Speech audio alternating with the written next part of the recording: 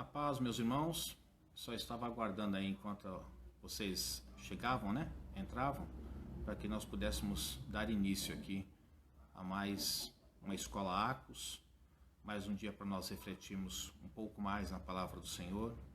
Hoje, se Deus assim permitir, nós estaremos finalizando o assunto sobre o Decálogo, os 10 mandamentos, porque hoje nós entraremos no último mandamento, no 10º mandamento.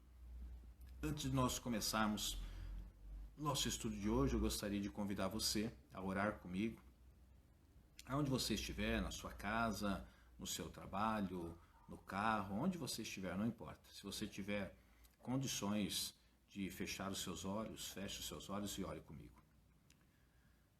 Pai de amor, mais uma vez nós estamos reunidos, distantes, mas estamos reunidos em espírito. Mais uma vez nós vamos parar tudo que estamos fazendo para dedicarmos esse tempo única e exclusivamente para refletirmos na Tua Palavra. Pai, já há algum tempo nós estamos falando sobre os 10 mandamentos. Os mandamentos que o Senhor escreveu e deu ao seu povo e que temos aprendido que, embora ele esteja registrado no 2º livro do Velho Testamento, capítulo 20 de Êxodo, há muitos anos atrás isso foi registrado e o Senhor há muitos anos atrás deu isso ao seu povo, nós temos aprendido até agora que ele continua com o mesmo peso, com o mesmo valor e vigente na vida de todo aquele que deseja viver piedosamente para o Senhor. Pai, como hoje vamos abordar o último mandamento e estaremos encerrando esse ciclo deste tema sobre os 10 mandamentos, que o Senhor nos ajude como sempre nos ajudou, que o Teu Espírito nos oriente. A Tua Palavra diz que o Teu Espírito conhece a mente do Senhor, sabe de todas as coisas. E sabemos que o Teu Espírito em nós habita. Ensina-nos a vivermos em Espírito, para que tudo aquilo que o Teu Espírito quiser e desejar comunicar a nós, Senhor, que Ele tenha livre acesso em todo o nosso ser. E que nós possamos, em Espírito, aprender a Sua Palavra também. Pai, eu Te agradeço pelos irmãos, pelas irmãs que também estão parando tudo agora em suas casas, seus lares, para dedicar esse momento ao Senhor. Me ajude, Senhor, para que também eu possa com clareza, com propriedade e, acima de tudo, Senhor, no Teu Espírito, transmitir as verdades que o Senhor plantou no nosso coração. Eu oro e agradeço em nome de Jesus. Amém. Sejam bem-vindos, então, todos. Estou vendo agora aqui, né? Embaixo o Clédson, a Paz, a Hélida, a Paz também, todos aqueles que entraram comigo, né? Minha filha, a Kelly, esposa, que a lente não ajuda aqui, a foto fica tão pequenininha, a Kari também está assistindo, seja bem-vinda, Kari. Meus irmãos e minhas irmãs, hoje nós vamos então tratar do último mandamento do Decálogo, ou dos 10 mandamentos, como você preferir. Ele se encontra em Êxodo 20, nós já sabemos, né, no versículo 17, que diz assim, deixa eu só tirar o que está aqui na frente, aí, ok. Não cobiçarás a casa do teu próximo, não cobiçarás a mulher do teu próximo, nem o seu servo, nem a sua serva, nem o seu boi, nem o seu jumento, nem coisa alguma do teu próximo. Êxodos, capítulo 20, verso 17. Deixe-me iniciar, seja bem-vindo, Aleph, seja bem-vindo também, irmão Amauri. Um beijo para vocês todos aí. Existe uma diferença entre você querer incontrolavelmente algo igual ao de alguém e você incontrolavelmente querer aquilo que alguém tem. Vou repetir. Existe uma diferença, talvez sutil para alguns, talvez muito clara para outros. Existe uma diferença entre você querer incontrolavelmente, desesperadamente, algo igual ao de alguém. E você incontrolavelmente querer algo que alguém tem. Uma coisa é você querer um bem igual a de seu irmão. Outra coisa é você querer o bem que o seu irmão tem. Nós vamos então aqui, para definirmos um e outro, nós sabemos que sempre existe o lado bom e o lado ruim das coisas, mas olhando para o lado desse mandamento que nós estamos estudando hoje, não cobiçarás, nós vamos dar ao nome de um desses de inveja e o outro de cobiça. Pelo menos segundo aquilo que muito se fala e aquilo que nós temos aprendido, se podemos pautar uma diferença ou fazer uma diferença entre a inveja e a cobiça, é que a inveja é o desejo de eu ter algo de uma forma incontrolável, desesperadamente igual a que meu irmão tem ou que alguma pessoa tem. Agora, a cobiça, na realidade, é querer não só algo igual, mas eu quero exatamente aquele bem que aquela pessoa tem. Vamos aqui tentar exemplificar. Vamos imaginar que alguém com o qual eu me relaciono comprou uma moto da marca X, com X cilindradas, com as suas características. Eu poderia, por ter gostado da moto que o meu irmão comprou, ou que essa pessoa comprou, eu poderia ir até uma loja e comprar uma moto que não é aquela moto, mas uma moto igual àquela moto. Olhando para o lado bom das coisas, eu não veria nenhum problema. Eu gostei e vou comprar. Mas às vezes as pessoas são movidas pela inveja, ou seja, o desejo de ter o que o outro tem só porque o outro tem. Então eu quero ter igual. E isso pode demonstrar uma questão de inveja. Outra coisa é eu poder comprar uma moto igual à moto que meu irmão adquiriu. Oh, Senhor! Uma moto que meu irmão adquiriu. No entanto, eu não quero comprar uma moto, embora tenha condições de comprar a mesma moto, eu não quero comprar uma moto igual a dele. Eu quero exatamente a moto dele. Quando a gente deseja muito algo de uma forma incontrolável, algo que alguém tem e que agora por ela ter eu também quero ter, nós podemos, olhando para esse lado da cobiça, nós podemos classificar isso não como cobiça, mas como inveja. Mas quando eu quero ter aquilo que o meu irmão tem, ou que aquela pessoa tem, não algo igual, mas exatamente aquilo, já se torna cobiça. Talvez por esta razão, Deus, quando registrou o 10º mandamento, ele disse, não cobiçarás a casa do teu próximo. Ou seja, não era proibido ele construir uma casa como a casa do próximo dele, desde que ele não fosse movida aquilo que estivesse ativando o desejo dele fazer uma casa igual da pessoa que ele viu, não fosse simplesmente o motivo para dizer que ele também tem uma casa igual a dele, mas porque ele gostou dos desenhos, ele gostou da arquitetura, não tem nenhum problema. Mas outra coisa, o mandamento está dizendo é que para você não cobiçar a casa do teu próximo, ou seja, a ponto de você, mesmo tendo condições de ter uma casa igual a dele, você não quer, você quer exatamente a casa dele. E isso é um grande problema, porque isso evidencia com muita clareza, meus irmãos, essa questão de você cobiçar. Eu disse para vocês que hoje as pessoas, elas acreditam que a vida, ela consiste na abundância ou na quantidade de bens que as pessoas possuem. Parece que quanto mais bens as pessoas possuem, mais credibilizadas as pessoas se tornam, mais respeitadas elas se tornam, e para a própria pessoa que vive uma vida para conquistar um bem atrás do outro, de uma forma incansável e também de uma forma em que ela não consegue mais ser saciada, mesmo que ela já tenha adquirido uma quantidade de bens razoável, isso pode caracterizar então uma violação do 10º mandamento, que é a cobiça. Porque as pessoas acreditam que a vida consiste na quantidade de bens que elas adquirem ao longo da sua vida. Sempre procuramos, parece que, obter mais de uma forma que eu vou sempre gastando mais, mas nunca ficando satisfeito com aquilo que tenho. E agora veio à minha mente algo que eu não anotei aqui, mas me veio uma frase de uma mulher que ela disse o seguinte: o contentamento não vem de muitas conquistas, mas o contentamento vem sim de poucos desejos. Então parece que quanto mais desejo o ambicioso tem, mais ele se torna uma pessoa insaciável do ponto de vista de adquirir bens. Porque ele nunca consegue se contentar com a quantidade de bens que ele já adquiriu, mas ele sempre fica de olho naquilo que ainda ele deseja adquirir.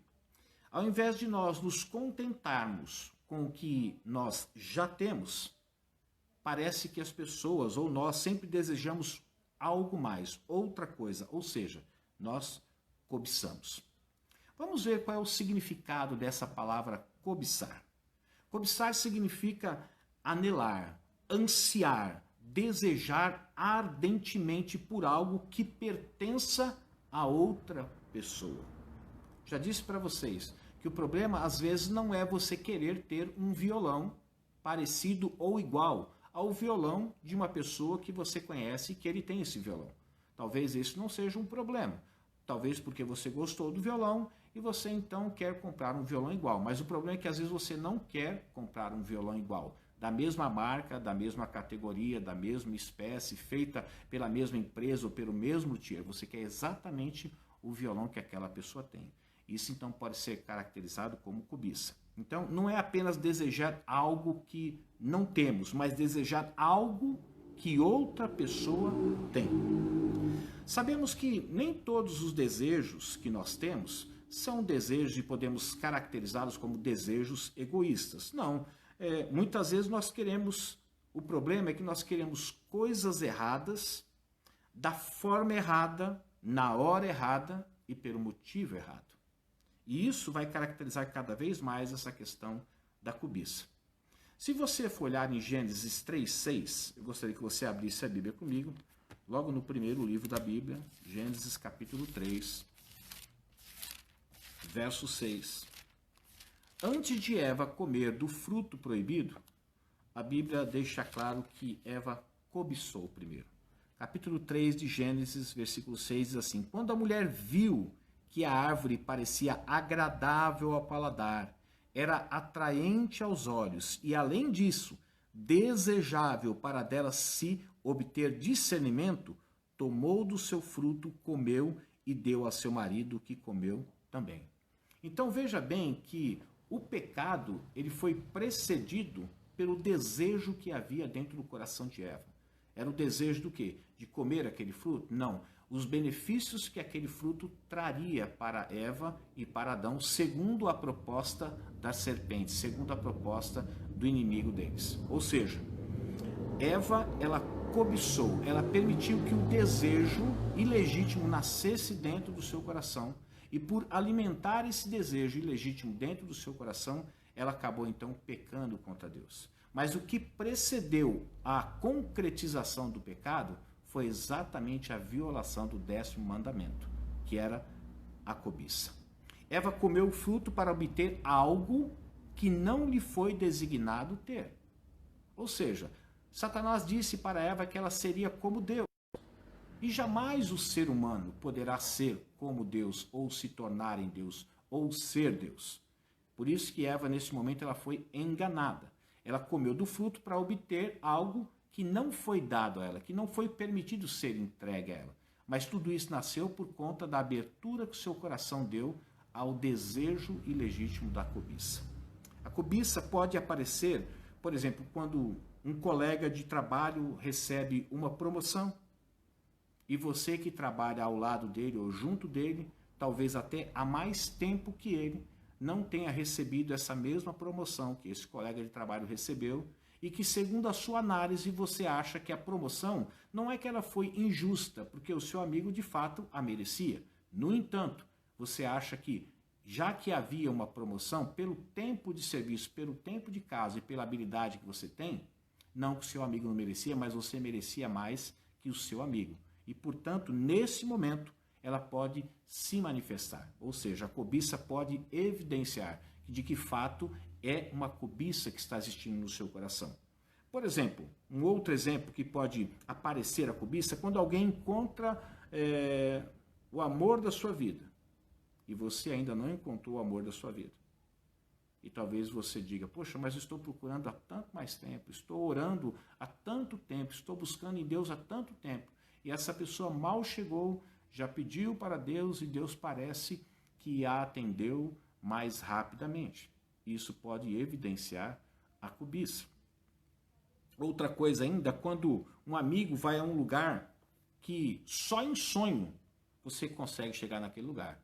Então, dentro de você pode haver começar a brotar esse desejo ilegítimo que é a cobiça.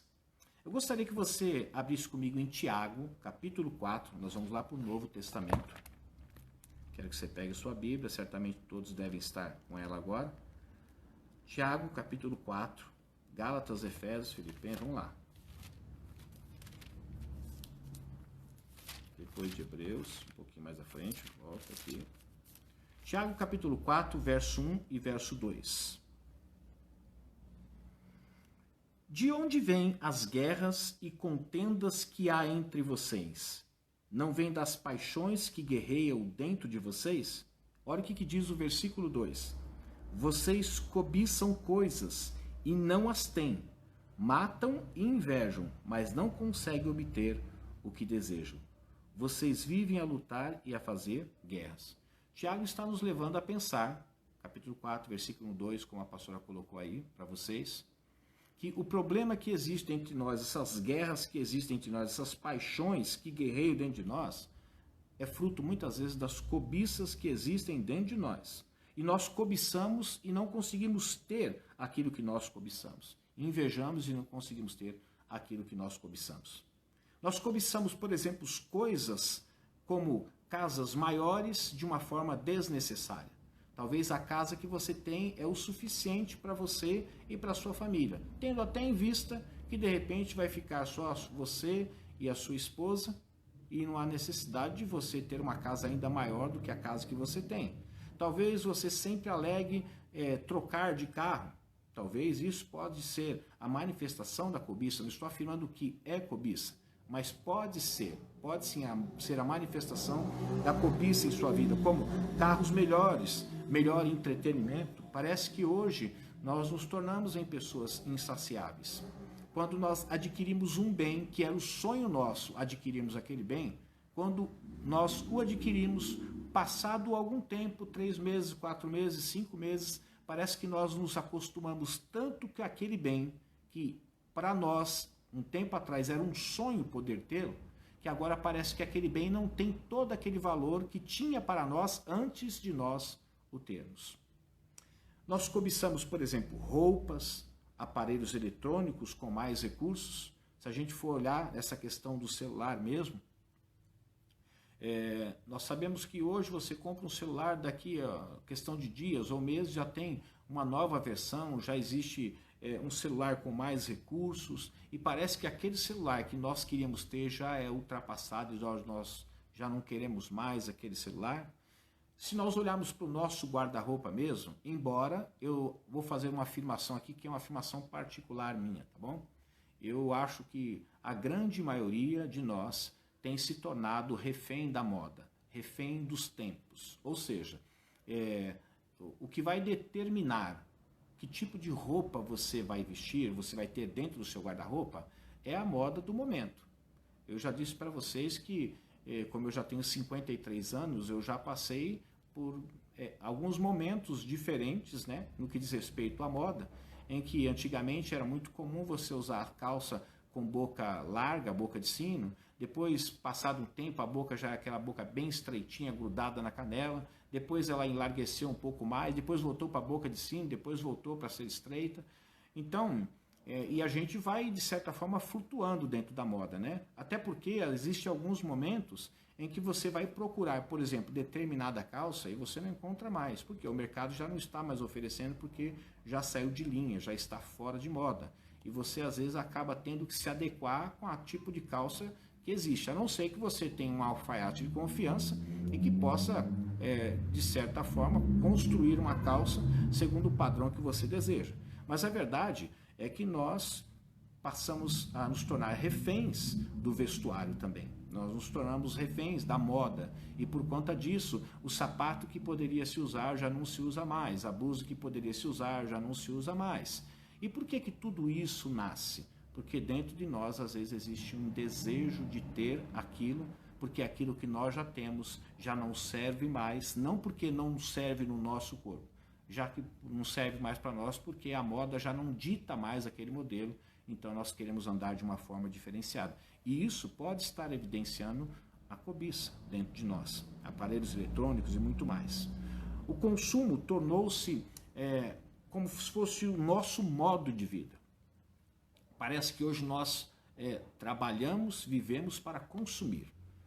Dificilmente você passa um dia todo sem conseguir consumir alguma coisa. É claro, eu sei que existem coisas que são consideradas de primeira necessidade, como por exemplo, eu falei domingo aqui que eu sou alguém que não sai da padaria, todos os dias eu estou na padaria.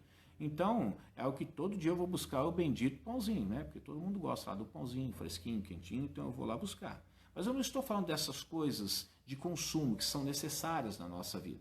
Mas eu estou falando de, às vezes, utensílios, de vestuários, de eletroeletrônicos que são dispensáveis na nossa vida, mas que nós queremos ter porque já fomos na casa de A e na casa de B, e na casa de A e na casa de B nós vimos o utensílio A, o utensílio B, e nós gostaríamos muito de ter aquilo.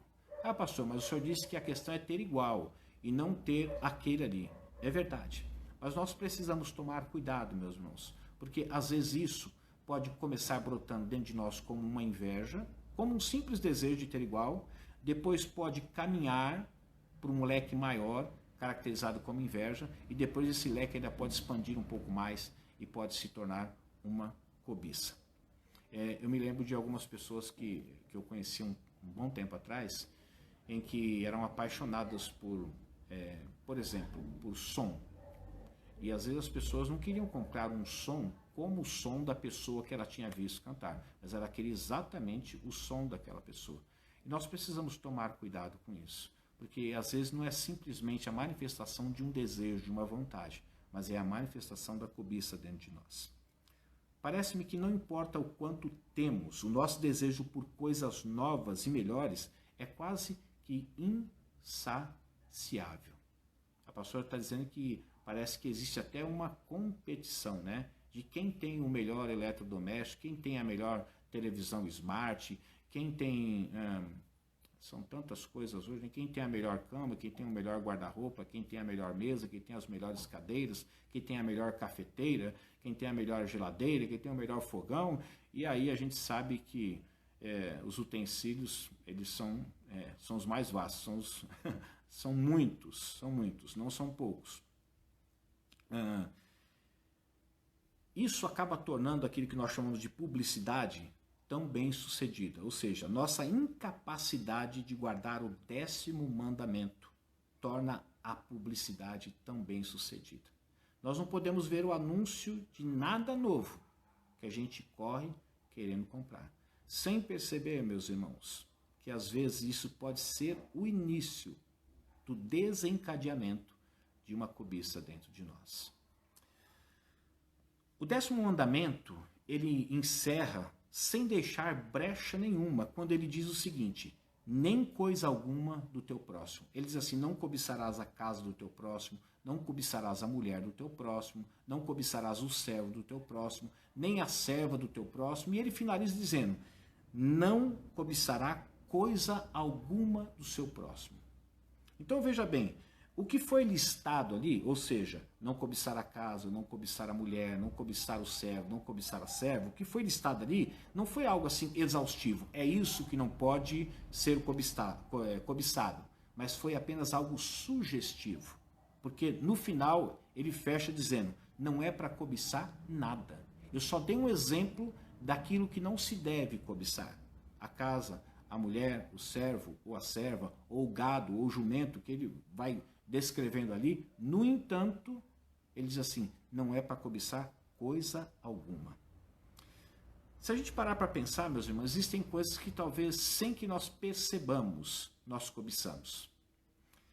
Nós não devemos cobiçar, por exemplo, qualidades pessoais, tais como aparência. Existem pessoas que se tornaram escravas da aparência que outras pessoas têm. É muito comum em meio à celebridade, ter o melhor não é o problema, né? Não, ter o melhor não é o problema, desde que o melhor que você quer ou que você deseja é exatamente aquilo que Deus quer dar para você. Nós vamos falar isso no final, tá, Henrique? Para que a gente entenda que o melhor para a nossa vida nunca é aquilo que é o melhor do ponto de vista nosso, mas sempre o que é melhor do ponto de vista de Deus para nossas vidas. Eu costumo sempre dizer o seguinte: às vezes nós não podemos receber o que nós queremos, nós precisamos receber o que nós precisamos verdadeiramente. Como eu disse, o 10º mandamento ele não deixa brecha nenhuma, ou seja, não é para cobiçar coisa alguma, inclusive qualidades pessoais tais como aparência. Vocês podem ver que no meio da celebridade existem algumas celebridades, vamos colocar assim, e que algumas pessoas que são fãs dessas celebridades, às vezes elas se esforçam ao máximo para ficarem pelo menos parecidas, se não, se possível, até igual a essa celebridade. Nós sabemos que hoje existem muitos recursos dentro da medicina alternativa ou dentro dessa área de estética em que pode fazer com que a pessoa fique muito parecida com a pessoa que ela deseja se parecer. Isso, se nós não tomarmos cuidado, pode ser a manifestação, mais uma vez eu digo, da cobiça dentro de nós. Estados de vida, tais como, existem pessoas que estão solteiras e elas querem casar. Meu sonho, o sonho da minha vida é casar, porque a minha amiga casou, o meu amigo casou, todas as pessoas com as quais eu cresci, tive a minha infância, estão todos casados, têm filhos, constituíram sua família, então ela quer casar. Aí ela casa. Quando ela casa, ela começa a olhar para os amigos que ficaram solteiros ou que se divorciaram, aí ela quer voltar ao estado inicial. Tudo isso por causa do quê? Sem que nós percebamos. É a manifestação sutil da cobiça dentro de nós. Há pouco tempo, quantas vezes nós já vimos declarações de mulheres que queriam ser mães e não conseguiam ser mães? Há pouco tempo, parece que houve uma reportagem aí de 2 pessoas que eram supostamente amigas durante um bom tempo. Uma dessas pessoas não podia ter filho e a amiga teve filho, e por conta do desejo incontrolável, insaciável dessa pessoa, ela foi capaz de tirar a vida da amiga e tirar até a criança que estava dentro da barriga da amiga, justamente pelo desejo de querer ter o filho, algo incontrolável, porque ela chegou a cobiçar. Às vezes, meus irmãos, a cobiça pode se manifestar de uma forma até, não sei se é essa a palavra, mas vou colocar essa palavra para que todos possam entender, de uma forma espiritual, ou seja, realizações espirituais, tais como destaque no ministério. Às vezes nós olhamos para determinadas pessoas e olhamos para elas e queremos ser iguais a ela. Pastor, mas isso é um problema? O apóstolo Paulo disse assim, sede meus imitadores, assim como eu também fui de Cristo. O problema não é você imitar alguém, que aquele alguém está fazendo algo de muito bom, esse não é o problema. O problema é o que está te movendo a tentar imitar aquela pessoa ou ser como aquela pessoa. Qual é a motivação que te move? E às vezes, sem que você e eu percebamos, às vezes pode ser a manifestação da cobiça. Às vezes nós até justificamos a nós mesmos que aquilo que nós queremos ter, que o outro tem, é simplesmente o desejo porque nós admiramos aquela pessoa. Mas nós precisamos tomar o cuidado para ver se verdadeiramente é uma admiração que nós temos ou se nós queremos nos tornar iguais àquela pessoa para provar que nós também somos capazes de fazer o que aquela pessoa faz. Sabe, meus irmãos, eu tenho percebido que Satanás, o nosso arqui-inimigo, ele tem habilidades singulares. Inclusive aquela habilidade de lançar dados na nossa mente e às vezes, muitas vezes, nos convencer de algo que é ruim, mas que ele consegue nos convencer que é algo muito bom e nós ficamos convencidos disso, lutamos por isso e até atribuímos aquilo que desejamos como algo divino e que na realidade é um trabalhar de Satanás na vida das pessoas de tal forma que aquilo que elas estão desejando ter ou ser, porque outra pessoa tem ou não é para trazer cooperação para o corpo, mas é para trazer competição ao corpo. Então, destaque no ministério ou maior reconhecimento dos dons, tudo isso pode estar relacionado à cobiça. Não, você pode ter dons. A Bíblia diz assim, buscai com zelo os melhores dons. Não é pecado você fazer isso. Você olhar para alguém que tem determinado dom e você admirar também não é pecado. Mas aquilo que te move a desejar, buscar aquilo que o outro tem, pode estar sim inclinado para o pecado. Nós precisamos ter muito cuidado com isso também. O que as pessoas pensam? As pessoas pensam que a cobiça ela é um pecado se podemos assim dizer, relativamente menor. Cobiçar não é, eu não considero um pecado tão grave ou tão pesado assim. Mas é interessante que ela está no mesmo grupo dos grandes pecados, como assassinato e adultério. Quero que você abra comigo em Marcos, capítulo 7. Você está em Tiago, né? Vamos voltar à Bíblia. Deixe sempre a sua Bíblia aberta. Mateus, Marcos é o segundo evangelho do Novo Testamento. Marcos, capítulo 7. Eu estou abrindo com você justamente para que dê tempo para você achar comigo e acompanhar a leitura. Jesus o listou, ou seja, a cobiça, juntamente com o roubo, juntamente com o assassinato e juntamente com o adultério. Marcos capítulo 7, verso 21 e 22, diz assim, olha. Pois do interior do coração dos homens vêm os maus pensamentos, as imoralidades sexuais, os roubos, os homicídios, os adultérios, versículo 22, as cobiças. Veja que interessante que o lugar aonde nasce a imoralidade sexual, o lugar onde nasce os roubos, o lugar onde nasce os homicídios, o lugar onde nasce o adultério é o mesmo lugar onde nasce o quê? A cobiça, no coração do homem. Portanto, ela não é menos prejudicial, ela é tão prejudicial quanto qualquer outro pecado. E eu diria até para você, aqui na frente nós vamos falar um pouco sobre isso, sobre os afluentes da cobiça. Quando a cobiça começa a dominar o nosso ser, ela começa, de certa forma, a desencadear outros pecados na nossa vida também. O apóstolo Paulo, ele afirmou que as pessoas que cobiçam não herdarão o reino de Deus. Não, pastor, será que é isso mesmo? Então vamos para a Bíblia. 1 Coríntios, capítulo 6, você está em Marcos, agora você vai lá para frente. 1 Coríntios, primeira carta que Paulo escreve aos Coríntios, capítulo 6, verso 9 e verso 10. Diz assim: vocês não sabem que os perversos não herdarão o reino de Deus? Mas aí você pergunta, quem são os perversos? Não se deixe enganar, nem imorais, nem idólatras, nem adúlteros, nem homossexuais passivos ou ativos, nem ladrões, olha o que diz aqui, nem avarentos, nem alcoólatras, nem caluniadores, nem trapaceiros herdarão o reino de Deus. O avarento aqui é aquele que cobiça, aquele que não tem medida para as conquistas. Então veja que o apóstolo Paulo está dizendo aqui que tais pessoas não herdarão o reino dos céus. Então eu pergunto para você, o adúltero não herdará o reino dos céus? Não. Mas também aquele que cobiça, vive uma vida cobiçando, também não herdará o reino dos céus. Infelizmente. Por isso que à medida que vai passando, meus irmãos, nós vamos percebendo que nenhum de nós somos capazes, a contento, de obedecer os 10 mandamentos. Por quê? Quando o problema não está do lado de fora, o problema está do lado de dentro. Quero que você abra comigo em Efésios também, capítulo 5. Você está em Coríntios, vai um pouquinho para frente, Coríntios, Efésios, capítulo 5. Deixa eu voltar aqui com você. Verso 5. Efésios 5, verso 5.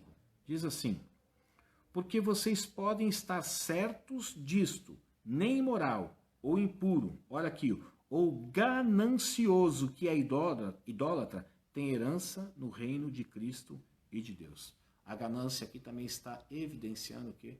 A cobiça também. Ele está dizendo que tais pessoas não herdarão o reino dos céus. E mais uma referência para nós finalizarmos essa parte, Colossenses, capítulo 3, verso 5. Colossenses 3, verso 5, que diz assim: assim, façam morrer tudo que pertence à natureza terrena de vocês, imoralidade sexual, impureza, paixão, desejos maus e ganância, que é a idolatria. Mais uma vez aqui falando a respeito dessa questão de cobiçar, ou seja, ter desejos incontrolados. Isso chama-se também ganância. Colossenses capítulo 3, verso 5. Meus irmãos, eu quero que vocês saibam que cobiçar pode nos levar ao inferno mais rápido do que qualquer outro pecado. Eu disse para vocês que ia falar sobre a questão desses afluentes da cobiça, né? A cobiça é como se fosse um rio que possui os seus afluentes, aqueles que derivam, né, desse rio. Por exemplo, que são o quê? A mentira, e o roubo. Nós vamos usar um bom exemplo bíblico para isso, sobre a história de Acã. Nós sabemos que o povo de Deus foi guerrear contra o inimigo, e antes de guerrear, Deus orientou ao povo que não era para pegar nada dos despojos, era para deixar tudo. Vocês conhecem bem a história, que Acã, ele permitiu que o desejo cobiçoso nascesse dentro do seu coração. E ele cobiçou uma capa. E essa capa, conhecida como capa de Acã, porque ele pegou a capa, fez com que ele fosse sentenciado à morte. Então veja que Acã, antes de roubar o tesouro de Jericó, ou um dos tesouros de Jericó, ele permitiu que a cobiça começasse a nascer dentro do seu coração. Vamos olhar isso? Abra no livro de Josué, capítulo 7. Josué, capítulo 7, verso 21. Diz assim. Vou esperar um pouquinho mais você. É a história de Acã, você já conhece, né? Capítulo 7, versículo 21 do livro de Josué, que diz assim: Quando vi entre os despojos uma bela capa feita na Babilônia, 2,4 kg de prata e uma barra de ouro de 600 gramas, eu os cobicei e me apossei deles. Então veja bem que o que fez com que Acã se apossasse daquela capa foi o desejo incontrolado, insaciável de Acã por aquela capa. E fez com que ele desobedecesse o mandamento que previamente já havia sido dado para o povo de Deus, que não era para se apossar dos despojos. Isso acabou levando Acã à morte. Então veja bem, meus irmãos, que quando eu disse para vocês que existem os afluentes da cobiça, é que, por exemplo, como eu disse a mentira, primeiro ele desobedeceu. Depois ele vai lá e rouba aquela capa. Depois ele não se declara. Deus, através da revelação, foi lançando sorte e chegou até Acã, ele acabou sendo punido. Então veja bem que a cobiça pode fazer com que você minta. É verdade. A cobiça, ela pode fazer com que você diga que aquilo que você está desejando, você não está desejando aquilo que é do outro, mas aquilo que é igual do outro. No entanto, você pode estar lutando por aquilo que é do outro. Então isso está te levando para onde? Para a mentira. E a cobiça pode ser tão forte em alguns casos, que se ela não conseguir ter aquilo que é do outro, ela pode usar da mesma forma que Acã usou, o roubo. Ele pode roubar justamente para ter aquilo que é do outro, justamente por causa da cobiça desenfreada, ou seja, sem freio, incontrolável, insaciável, nascida dentro do seu coração. E a história continua. O desejo de Acã, ele acabou assumindo o controle da sua vida a ponto dele não conseguir mais contê-lo, não pôr as suas mãos naquilo que não lhe pertencia. Ou seja, aquela capa não pertencia a ele e não era para pertencer a ninguém. Mas o que ele fez? Ele se apossou por causa do quê? A cobiça já havia dominado, controlado a sua vida a ponto dele não conseguir mais resistir a isso. Existem momentos que a gente deseja algo errado, no momento errado, da forma errada, mas por alguma razão o Espírito Santo fala conosco e nós conseguimos nos arrepender disso e nós nos contemos e conseguimos evitar uma tragédia maior. Mas existem casos em que a pessoa não consegue mais. De tanto que ela cobiça ter alguma coisa, ela acaba sendo controlada por esse desejo que ela não soube conter dentro dela. Aliás, que ela não soube nem sequer não permitir que nascesse dentro dela. Atos pecaminosos, meus irmãos, começam assim. Começa com o desejo, depois nós começamos a pensar o quanto nós desejamos aquilo que o desejo mostrou para nós, e logo isso domina o que? Os nossos pensamentos, até que se torne uma forma de obsessão. Você não consegue pensar em outra coisa senão aquilo que você cobiçou. Quero que você abra comigo em Tiago, capítulo 1. Vamos ver outra vez? Tiago, capítulo 1.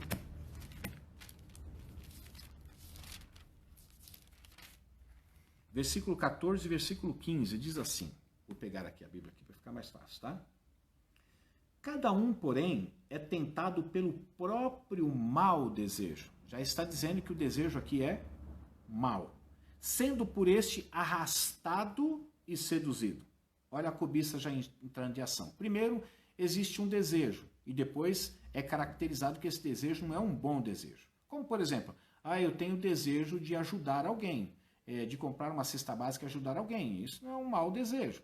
Mas ele está falando aqui que o desejo que nós podemos ter, ele pode ser um mau desejo. E por ser um mau desejo, ele pode ser arrastado e seduzido por esse mau desejo. Aí já tem uma face o quê? De cobiça. Ele não consegue mais dominar esse desejo que outrora nasceu dentro do seu coração e por alguma razão ele, além de não resistir a esse desejo, ele ainda acabou alimentando esse desejo. Então Tiago 1, capítulo 14, versículo 15, capítulo 1, versículo 14 e 15 diz assim: cada um, porém, é tentado pelo próprio mau desejo, sendo por este arrastado e seduzido. Então esse desejo, esse mau desejo, tendo concebido, ele dá à luz o pecado. E o pecado, após ter se consumado, gera então a morte. Então veja, meus irmãos, que o mau desejo incontrolado pode evidenciar a cobiça.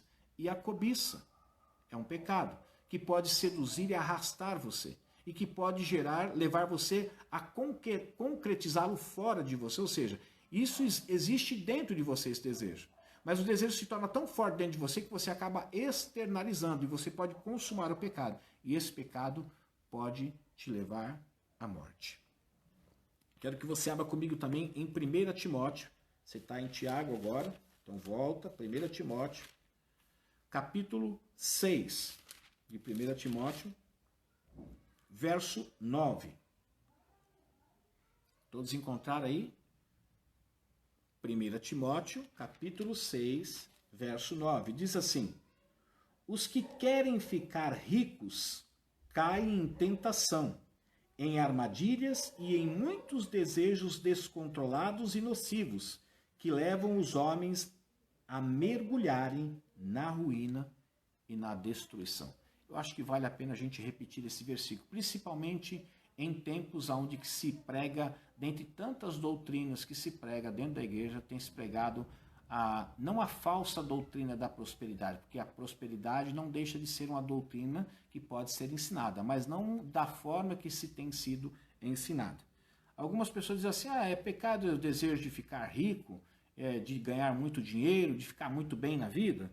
Eu vou deixar que Timóteo responda, aliás, vou deixar que Paulo responda para você, através da carta que ele escreveu ao seu filho na fé, Timóteo, que diz assim: os que querem ficar ricos caem em tentação, em armadilhas e em muitos desejos descontrolados e nocivos, que levam os homens a mergulharem na ruína e na destruição, pois o amor ao dinheiro é a raiz de todos os males. Não, pastor, mas eu não amo dinheiro, eu só tenho o desejo de ficar rico. Pois é, a Bíblia está respondendo para você. Meus irmãos, a Bíblia diz, se não me engano, no livro de Eclesiastes, ele fala assim, que dons e riquezas vêm do Senhor. O Senhor torna rico quem Ele deseja tornar rico.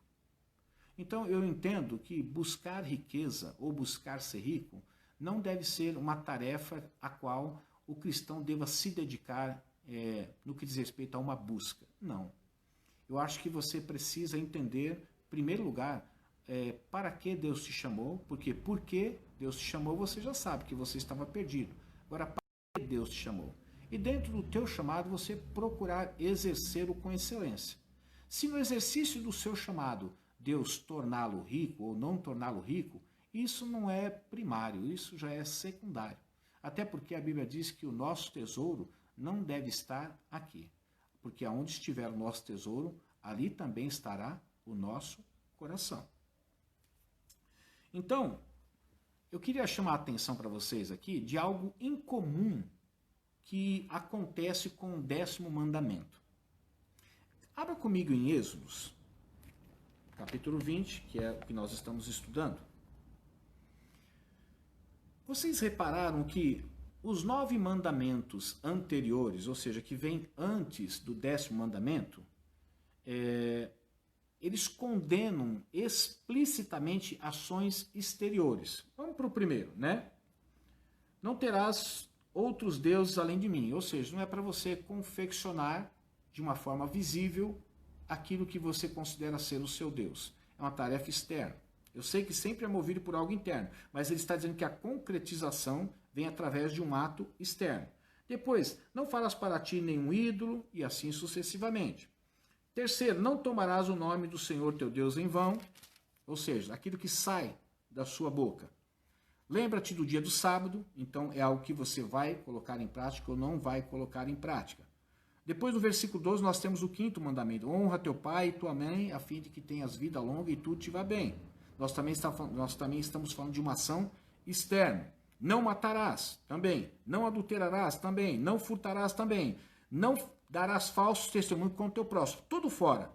Só que quando chega não cobiçarás, não está relacionado ao lado externo, primeiramente. Está relacionado o quê? Ao lado interno. Então, os outros 9 mandamentos, eles condenam explicitamente as ações exteriores, mas o 10º mandamento condena o local aonde nasce as ações exteriores, o coração. Veja que até agora nós estamos falando de atos exteriores. E é claro que a cobiça, ela vai se externalizar. No entanto, ela nasce dentro de nós. Então, a gente poderia dizer, poxa, para que não adulterarás se diz para não cobiçar, né? Ou não dirá, não furtarás, ou não matarás, ou qualquer outro mandamento, já está dizendo, não cobiçarás a mulher do teu próximo. Então, se é não cobiçar a mulher do próximo, já está subentendido que não deve adulterar. Não, na realidade não. Quando ele diz para você não adulterar, nesse momento, ele está falando do ato físico, da consumação do adultério. Mas a cobiça já está dizendo aonde nasce o adultério, dentro do coração. Então veja bem que todos os 9 mandamentos, ele está falando de ações exteriores.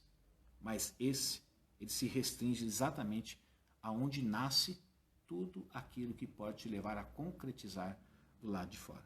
Esse mandamento não está preocupado com o que fazemos. Preste atenção no que eu vou dizer aqui. Este mandamento, ou seja, não cobiçarás, não está preocupado inicialmente com o que fazemos, mas sim com o que desejamos fazer. Talvez então nós podemos nos ser transportados para aquilo que Jesus disse. Se no teu coração você já desejar uma pessoa, no seu coração você já cometeu, você transgrediu, você acabou violando o não adulterarás, ou seja, o 7º mandamento. Por quê? Não é para cobiçar. Antes de você adulterar, você acaba o quê? Cobiçando. Então esse mandamento não está preocupado com o que nós fazemos exteriormente, mas sim com o que nós desejamos dentro de nós, interiormente. Este mandamento explicita o que os outros mandamentos apenas implicam. Deus deseja obediência exterior? Sim, mas Deus também deseja obediência interior. Deixe-me comunicar para vocês uma frase de Martim Lutero. Estou sem relógio aqui, não sei, alguém pode falar para mim aí que eu estou meio perdido aí a hora? O relógio está meio escondido aqui na igreja. Mas tem uma frase de Martim Lutero que é muito interessante, que diz assim: este último mandamento destina-se não àqueles a quem o mundo considera patifes, mas precisamente àqueles mais retos, ou seja, para as pessoas que desejam ser elogiadas como honestas e virtuosas, porque não infringiram os mandamentos anteriores. Martim Lutero estava dizendo que este último mandamento, não cobiçar, não está destinado diretamente para aquelas pessoas que nós consideramos patifes, pessoas sem vergonhas, pessoas que na realidade são de baixo nível, mas está direcionado precisamente àquelas pessoas que, porque entendem que cumpriram os 10 mandamentos, elas merecem ser elogiadas pela sua honestidade, por serem virtuosas, porque elas não infringiram os 9 mandamentos. Então esse mandamento é explicitamente para essas pessoas, não aquelas que exteriormente já se declararam pecaminosas, mas aquelas que exteriormente se consideram quase que perfeitas, mas que por dentro estão cheias também de pecado. Porque, embora não externalizem, mas cobiçam muitas coisas. E a cobiça, ela pode, talvez, demorar para se manifestar exteriormente, mas ela já está sendo cultivada dentro do nosso coração. Só assim, meus irmãos, Martim Lutero disse que podemos perceber o propósito gracioso de Deus para mostrar que nós precisamos de um Salvador. Ou seja, mesmo que você conseguisse cumprir os 9 mandamentos de fora, que de certa forma eles se concretizam externalizando, nós seríamos incapazes de cumprir o 10º mandamento, que é a questão de não cobiçar. A lei de Deus contra a cobiça é o que nos convence de que somos pecadores que precisam de salvação. Alguém pode falar para mim a hora 20:50? Obrigado, Pedro Henrique. Obrigado, pastor. Vou tentar então falar aqui rapidinho. Outro exemplo de cobiça é aquela história do rei Acabe e a vinha de Nabote, que se encontra em 1 Reis, capítulo 1 Reis, capítulo 21, tá? Se você quiser abrir a sua Bíblia aí. Tudo começou com Acabe com um mau desejo. Acabe tinha tudo, ele era rei. O que ele desejava, ele poderia ter. No entanto, ele desejou algo que não era dele. Ele queria a vinha de Nabote, que ficava ali grudada ao seu palácio. Ele até fez uma proposta para Nabote, que ele poderia comprar aquilo ali por um bom preço, o preço que ele quisesse. Poderia dar um espaço ainda maior para ele. Mas você sabe por que Nabote, de certa forma, ele recusou vender a sua propriedade? Você sabe por quê? Porque Nabote conhecia a Bíblia que existia na época. Se você ler em Levítico 25, abre comigo Levítico capítulo 25, você está em Êxodos aqui, né? Agora vai para Levítico. Capítulo 25, verso 23, olha o que está escrito. A terra não poderá ser vendida definitivamente, porque ela é minha, e vocês são apenas estrangeiros e imigrantes. Em toda a terra em que tiveram propriedade, conceda o direito de resgate da terra. Ou seja, ninguém que tinha uma terra que por direito era sua, que foi herdada dos seus antepassados, tinha o direito, mesmo sendo de sua propriedade, tinha o direito de vendê-la definitivamente, porque a terra não era dele. Assim como hoje também. A terra era e é do Senhor. Então Nabote ele sabia que, além dele estar desfazendo de algo que, pelo esforço, seus pais tinham cultivado, porque Deus tinha dado a eles, além disso, ele sabia que, na realidade, ele não poderia comercializar a terra de Deus, porque a terra não era nem dos seus pais, nem dos seus antepassados, nem dele. Eles estavam apenas como mordomos, administrando aquilo que Deus tinha confiado em suas mãos, mas a terra era dele. Por essa razão, Nabote não vendeu as suas terras. É claro que isso teve um preço muito caro para ele. Por quê? Porque a endemoniada da Jezabel, vendo que seu marido chegou em casa, deitou, virou com a cara para a parede e ficou com mimimi, vamos usar a linguagem de hoje, ficou com mimimi, ela descobriu a razão pela qual ele estava daquele jeito e ela disse, como é que você pode, sendo rei, não se apossar disso? O que essa mulher faz então? Ela levanta 2 testemunhas falsas contra Nabote, faz essas 2 pessoas deporem contra Nabote, e por conta dessas testemunhas, nós já falamos a respeito que o peso que tinha uma testemunha, caso não se conseguisse provar que aquela pessoa que estava sendo denunciada ela era inocente, então ela era condenada apenas pelas testemunhas, mesmo sendo testemunha, infelizmente sendo testemunha falsa. Então o que Jezabel fez? Levantou 2 testemunhas falsas, afirmando que Nabote tinha feito aquilo que ele não tinha feito, e por conta disso ele foi condenado à pena capital, à pena de morte, ele foi apedrejado até a morte. E o que então Acabe fez? A mulher avisou ele, pode ir lá e se apossar. Acabe levantou, se apossou da vinha de Nabote, e ali ele fez aquilo que ele queria. Tendo em vista que a terra pertencia a Deus, então foi deixado, por isso ele não vendeu.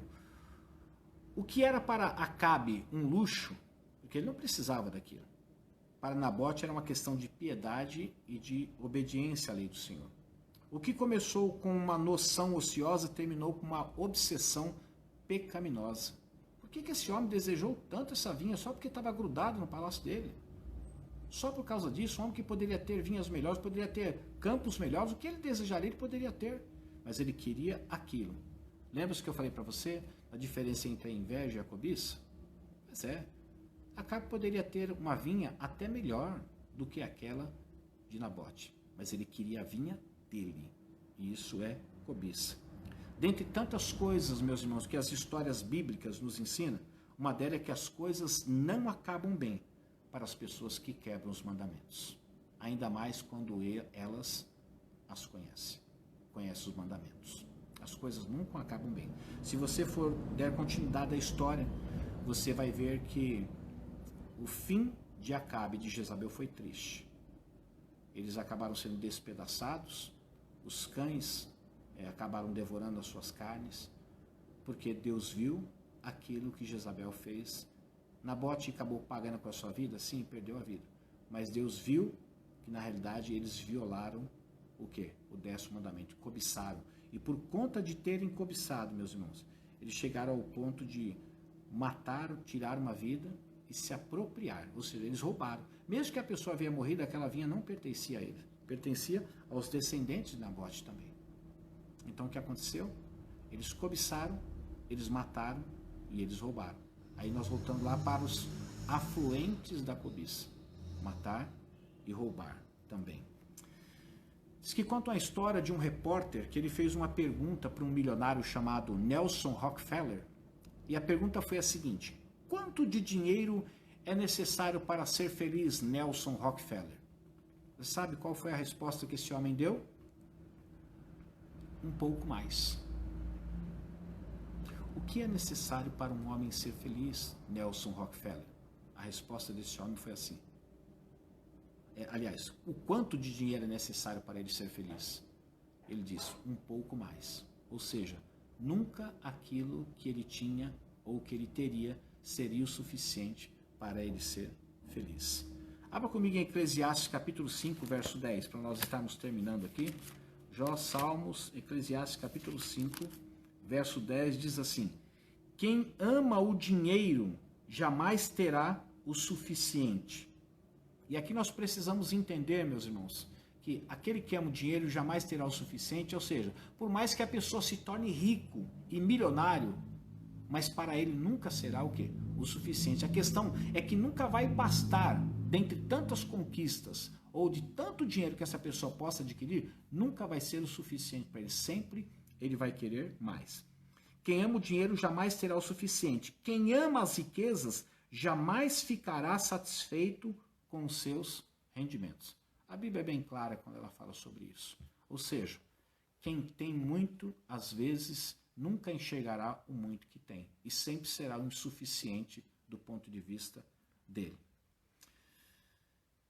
Às vezes estamos descontentes com nossos atributos físicos, com o nosso trabalho, com o nosso lugar na igreja, com o solteirismo ou com o casamento.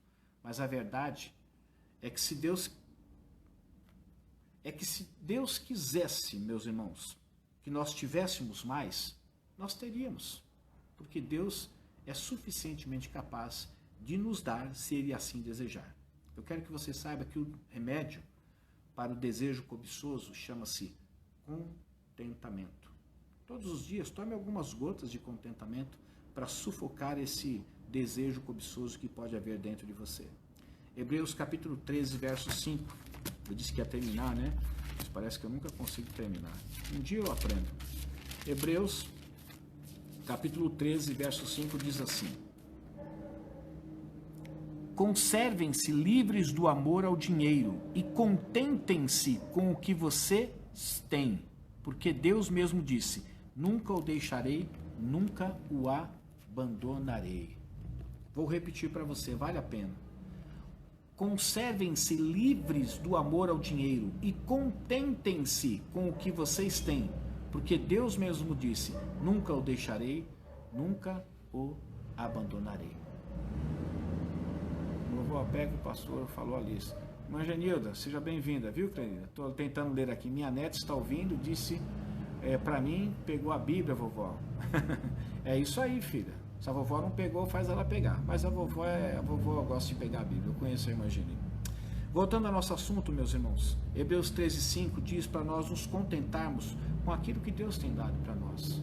E nunca ficar almejando outras coisas, porque Deus nunca vai nos deixar, nunca vai nos abandonar. Contentamento significa desejar o que Deus deseja para nós, em vez de desejar o que nós desejamos para nós. Vou repetir. Contentamento significa desejar o que Deus deseja para nós e não desejar o que nós desejamos para nós mesmos. A melhor maneira de livrar-se de qualquer desejo cobiçoso é estar satisfeito com Deus e com o que Ele oferece para mim e para você. Deus é tudo que nós precisamos, meus irmãos. Portanto, tudo que nós devemos desejar. Deus não ofereceu o seu Filho, Jesus Cristo, e preste atenção nessa frase, que agora eu vou terminar. Deus não ofereceu o seu Filho Jesus Cristo como uma maneira de conseguirmos o que nós desejamos, mas para dizer que Ele é tudo que nós precisamos. Algumas pessoas estão fazendo de Jesus um meio para se alcançar um fim.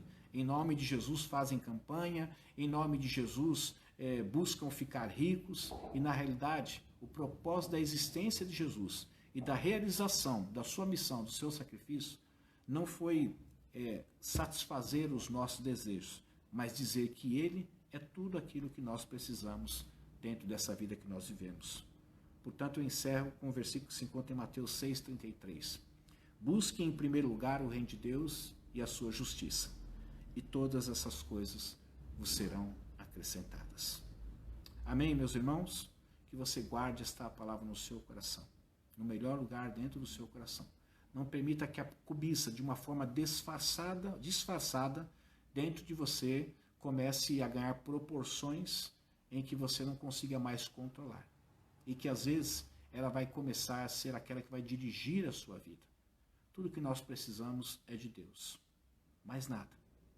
E aquilo que Deus entender que nós viermos precisar, certamente Ele nos fornecerá, porque Ele sabe de todas as coisas. Deus abençoe vocês. Fiquem na paz do Senhor. Nós estamos encerrando aqui a nossa reflexão, nosso estudo, ainda que panorâmico, sobre os 10 mandamentos. Eu espero que esse tempo em que nós refletimos sobre os 10 mandamentos tenha sido de grande proveito para você, para a sua família, e não só para o seu conhecimento, mas para que você venha inserir na sua vida e fazer valer tudo aquilo que a palavra de Deus tem mostrado e oferecido para nós. Deus abençoe, fique na paz do Senhor. Um beijo e até quinta-feira, se Deus assim permitir, aqui no Ministério Acos, às 20 horas, eu aguardo você para o nosso culto presencial. Fiquem na paz do Senhor.